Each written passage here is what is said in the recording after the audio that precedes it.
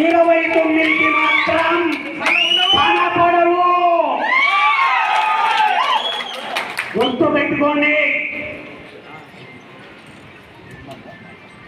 వ్యక్తి ముఖ్యం కాదు, వ్యవస్థ ముఖ్యం, పార్టీ ముఖ్యం. అనునిత్యం ఇంటి నుంచి బయటికి రాని అన్నటువంటి గుండాలతో మనమంతా యుద్ధం చేశాం.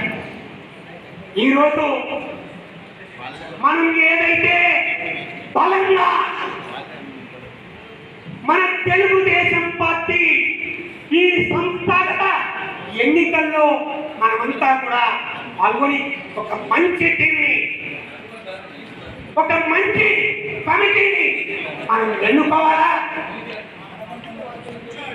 అనునిత్యం ఇతర పార్టీలతో లాలూచీ పడే నాయకులు కూడా ఉన్నారు.